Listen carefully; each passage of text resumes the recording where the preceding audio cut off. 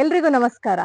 ನಿಮ್ಮ ಮನೆಯಲ್ಲಿ 9 ವರ್ಷದಿಂದ 14 ವರ್ಷದ ಒಳಗಿನ ಹೆಣ್ಣು ಮಕ್ಕಳಿದ್ರೆ ದಯವಿಟ್ಟು ಈ ವಿಡಿಯೋವನ್ನು ಸ್ಕಿಪ್ ಮಾಡದೆ ನೋಡಿ. HPV ಹೇಳುವಂತಹ ವ್ಯಾಕ್ಸಿನ್ ಅನ್ನು ಕೇಂದ್ರ ಸರ್ಕಾರ ಜಾರಿಗೆ ತಂದಿದೆ. ಅದರ ಎಷ್ಟು ಮಾಹಿತಿ ನಮಗಿದೆ?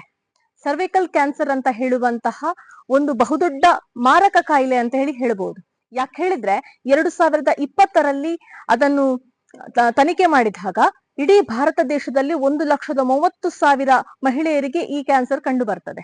ಅದರಲ್ಲಿ 80,000 ಮಹಿಳೆಯರು ಅದರಲ್ಲಿ ಸಾವನ್ನಪ್ಪುತ್ತಾರೆ.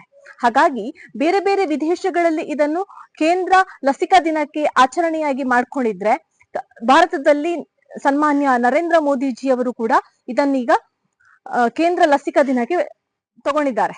ಹಾಗಾದ್ರೆ ನಾವೆಲ್ಲರೂ ಒಂದು ವಿದ್ಯಾವಂತ ನಾಗರಿಕರಾಗಿ ನಮ್ಮ ಮನೆಯ ಹೆಣ್ಣು ಮಕ್ಕಳಿಗೆ, ನಮ್ಮ ಸುತ್ತಮುತ್ತಲಿರುವಂತಹ ಹೆಣ್ಣು ಮಕ್ಕಳಿಗೆ ಇದರ ಬಗ್ಗೆ ಅವೇರ್ನೆಸ್ ನೀಡುವಂತಹ ಕೆಲಸ ನಮ್ಮ ಜವಾಬ್ದಾರಿ. ಈ ಕ್ಯಾನ್ಸರ್ ಇಂದ vaginal cancer,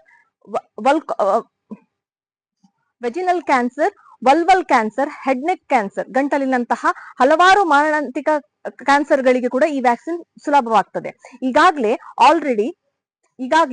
UK, Sweden, Denmark, Netherland ಇಂತಹ ದೇಶಗಳಲ್ಲಿ ಕೂಡ ಈ ವ್ಯಾಕ್ಸಿನ್ ಅನ್ನು ಬಂದಿರುವುದರಿಂದ 85% ಅಲ್ಲಿ ತಡೆಗಟ್ಟಲಿಕ್ಕೆ ಆಗಿದೆ.